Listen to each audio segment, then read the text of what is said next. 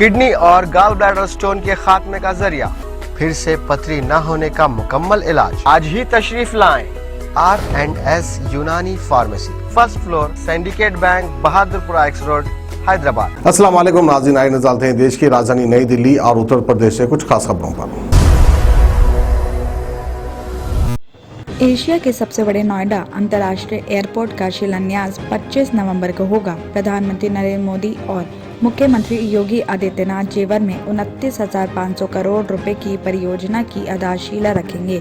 इस पर प्रधानमंत्री कार्यालय यानी PMO ने सहमति भी जता दी है और जल्द ही कार्यक्रम का ऑफिशियली लेटर भी जारी कर दिया जाएगा। जिला प्रशासन और प्राधिकरण कार्यक्रम के भव्य आयोजन की भी तैयारी कर रहे हैं। बताया जा रहा है कि प्रधानमंत्री और मुख्यमंत्री की बड़ी योजनाओं में शुमार पब्लिक प्राइवेट पार्टनरशिप मॉडल में बनने वाले एयरपोर्ट का निर्माण Swiss company Zurich international airport AG कर रही है। साथ ही ये भी बताया जा रहा है कि एयरपोर्ट के पहले चरण में 1364 हेक्टेयर में काम होगा। पहले चरण की शुरुआत एक रनवे के साथ होगी और साथ ही निर्माण कंपनी को भूमि भी सौंप दी गई है। साथ ही भी बताया जा रहा है कि इस परियोजना से पहले 3003 परिवार प्रभावित हुआ है और इन सभी परिवारों को जेवर बांगर में घर दिए गए हैं, जहां पे शहर जैसी सारी सुविधाएं दी गई हैं।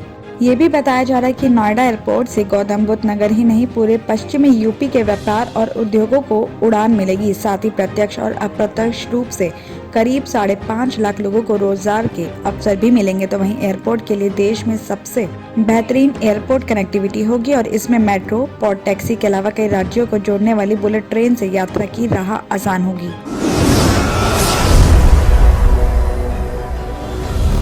यमुना में अमोनिया की मात्रा बढ़ जाने की वजह से दिल्ली की कई वाटर ट्रीटमेंट प्लांट्स अपनी क्षमता के अनुरूप काम नहीं कर पा रहे थे। इसकी वजह से दिल्ली के कई इलाकों में पानी की सप्लाई भी प्रभावित हो रही थी। लेकिन अब खबर है कि अब राजधानी के सभी वाटर ट्रीटमेंट प्लांट्स अपनी पूरी क्षमता के साथ काम करना शुरू कर चुके हैं। सोमवार यानी आज सुबह से राजधानी के सभी इलाकों में पानी की सप्लाई सामान्य हो जाने की उम्मीद है। तो वहीं दिल्ली जल बोर्ड के उपाध्यक्ष राघव चड्ढा ने रविवार को कहा कि दीपावली की वजह से यमुना में प्रदूषण की मात्रा बहुत ज्यादा बढ़ गई थी। इसकी वजह से अमोनिया की मात्रा स्वीकृत लेवल से बहुत भारी स्तर तक बढ़ गया था। तो यही वजह है कि दिल्ली के कई वाटर ट्रीटमेंट प्लांट इस दौरान सही से काम नहीं कर पा रहे थे। लेकिन इस मुद्दे पर सटीक कदम उठाने के बाद अब राजधानी के भगीरथ, ओखला और सोनिया विहार के साथ सभी वाटर ट्रीटमेंट प्लांट्स अपनी 100% क्षमता के साथ काम करना शुरू कर चुके हैं।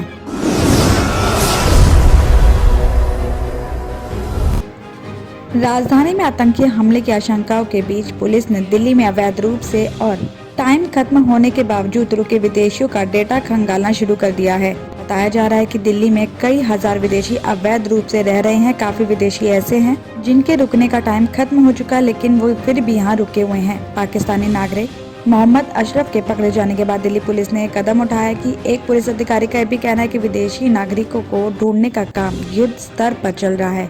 तो वहीं दिल्ली पुलिस के एक वरिष्ठ अधिकारी ने यह भी बताया कि गृह मंत्रालय के आदेश के बाद विदेशी क्षेत्रीय पंजीकरण कार्यालय FRRO ने दिल्ली में अवैध रूप से और टाइम के बाद रुके विदेशी नागरिकों की लिस्ट पुलिस को भेजी है। दिल्ली पुलिस के हर जिले में रहने वाले विदेशी नागरिकों की लिस्ट जिला DCP को भी भेज दी है। साथ ही थाना अध्यक्षों को ये लिस्ट मिल जाने के बाद भी थाना पुलिस अपने इलाके में रह रहे विदेशी नागरिकों की तलाश रही है या फिर उनका वेरिफिकेशन कर रही है। जिस जाँच में भी पता चला है कि जिले में कुल 65 विदेशी टाइम के बाद रुके हुए हैं। इनमें सबसे ज्यादा 51 नागरिक अफगानिस्तान, 5 बांग्लादेश और 4 युगांडा के हैं, जिसमें से अफगानिस्तान के सबसे ज्यादा 23 नागरिक हजरत निजामुद्दीन और 22 लाजपत नगर में रह रहे हैं। इस मामले में पुलिस अधिकारियों ने कहा है कि अवैध रूप से रह रहे विदेशियों के खिलाफ कानूनी कार्रवाई की जा रही है। साथ ही ये भी खबर आ रही कि उत्तम नगर से भी हस्तसाल के एक घर में अवैध रूप से रह रहे 12 विदेशियों को भी गिरफ्तार किया है। गिरफ्तार नागरिकों के पास से कोई पासपोर्ट और वीजा तक नहीं मिला है। पुलिस ने बिना सत्यापन के विदेशियों को किराए पर मकान देने वाले मकान मालिक के खिलाफ भी सरकारी आदेश को उल्लंघन का मामला दर्ज कर लिया है। राम भक्तों के लिए कल का दिन बेहद ही खास रहा। दिल्ली के सफदरजंग रेलवे स्टेशन से रविवार को श्री राम यात्रा की पहली ट्रेन रवाना हो गई। आपको बता दें कि 17 दिनों में इस दौरे में भगवान राम के जीवन से जुड़े अयोध्या, सीतामढ़ी और चित्रकूट जैसे कई प्रमुख स्थानों का दर्शन कर सकेंगे। तो वहीं राम यात्रा के तहत 17 दिनों के इस पैकेज में यात्री अयोध्या के साथ साथ वाराणसी, इलाहाबाद, जनकपुर, सीतामढ़ी, चित्रकूट, नासिक, हम्पी, कांचीपुरम और रामेश्वरम जैसी धार्मिक जगहों के भी दर्शन कर पाएंगे। उधर दिल्ली सरकार ने एक स्पेशल कैबिनेट मीटिंग में तीर्थ यात्रा योजना में अयोध्या को भी शामिल करने का फैसला ले लिया है। अब प्रदेश सरकार बुजुर्गों को यूपी के अयोध्या में रामलला के दर्शन के लिए फ्री ले जाएगी।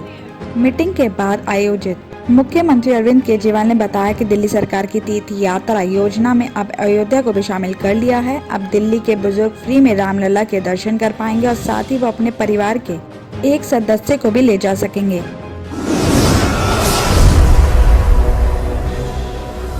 किडनी के अमराज से परेशान मायूस लोगों के लिए खुशखबरी। R&S यूनानी फार्मेसी किडनी और गॉल ब्लैडर स्टोन के खात्मे का जरिया। अब UNI स्टोन कैप्सूल्स के जरिए खात्मा कीजिए। No operation, no side effects, 100% result. सिर्फ UNI स्टोन कैप्सूल से मुस्तहिक लोगों के लिए खुसूसी रियायत। फिर से पथरी न होने का मुकम्मल इलाज। दर्द, कॉन्स्टिपेशन और पुराने कब्ज से निजात पाइए। आज ही तशरीफ लाएं। R&S यूनानी pharmacy, first floor, syndicate bank, Bahadurpura x road, Hyderabad. Contact 9703 939 436 9063 383760।